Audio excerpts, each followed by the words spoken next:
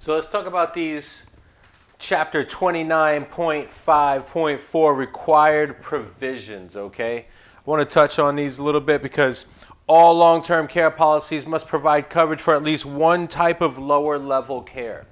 So basically what this section is saying here that we've been talking a lot about when we think of long-term care, we kind of immediately go towards the person who has to be in a facility, a nursing care facility under the guidance of a physician, right? And so, but the fact of the matter is that not everybody needs to be in that type of facility. And so what this provision, which is a guideline of the policy, is basically saying is that you can't buy a policy that's only going to cover you for long-term nursing home care, okay? This policy has to be able to provide at least 50% of the coverage that you would normally have inside of a facility at home. So let's just take the flat dollar amount discussion that we were at.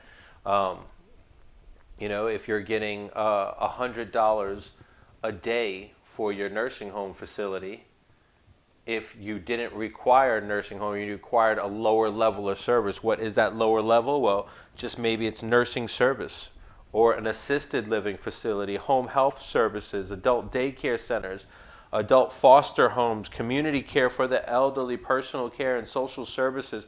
All of those things are lower level services. So your long-term care policy, if you had a $100 a day benefit, would have to give you at least $50 a day towards these services here, okay? So that's what these required provisions are basically saying. This one here is saying that in Florida, your policy has to account for your complete care and your partial care, okay? Now, let's go ahead and, that was on page, by the way, that was on page 529. Now we're going to jump back to page, are we? No, 53. I didn't put it there. Oh, yes, 526, inflation protection, okay? Now, in reference to your provision, inflation protection, well, let's just talk about this. I buy a policy today, or I put $10,000 under my book today. Does that $10,000 in 10 years buy the same that it would have today? No. Would not. Inflation, people, inflation.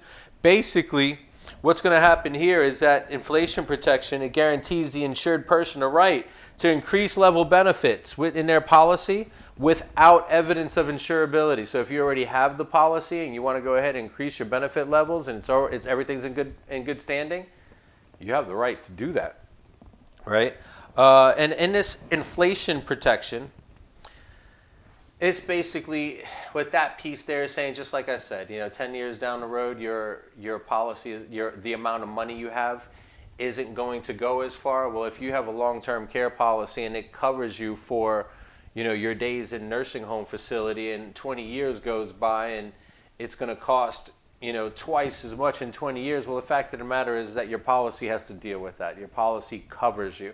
So as inflation costs go up, you're not going to be left out in the cold with a policy. Your policy has to move along with inflation. That minimum requirement, it can't be less than 5%. So your policy's got to grow at least 5% to account for the times. Okay, that renewal provision that I was telling you about, like if you wanted to go ahead and increase your benefits, or let's see. Total amount of benefits provided under this option must be equal or greater to the existing benefit level increased by 5%. Yeah, so I mean that's kind of what we're saying right here. Without the evidence of insurability, that increase there, minimum 5%. So someone can't go ahead and say, oh, well, you can only increase your policy by 2.5%. No, it's got to be a minimum of 5%. So remember that. Inflation protection guarantees you a minimum of a 5% compounded annually increase.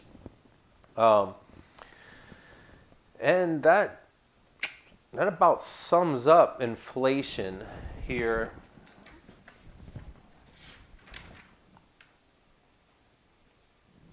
Yes, so from your provision standards standpoint, remember, They got to account for a lower tier of service, and they've got to go ahead and make sure that your policy moves with inflation, and that's at a minimum of 5% a year. If you want to increase your policy, renew your policy, do any of those things, you have the right to do it without evidence of insurability here in the state of Florida, because we love you, because mean policies suck. When we get back I keep saying get back because I look at this section from a part 1, part 2, part 3. Part 3 we're about to get into, and part 3, and you see how I just flipped through this book. I hope you're not following in the book. Really, I'm just pulling a couple of key words out of the book at this point. But we've already discussed you getting the policy. You know what your disclosures are. You know that there's certain minimum standards that are in place.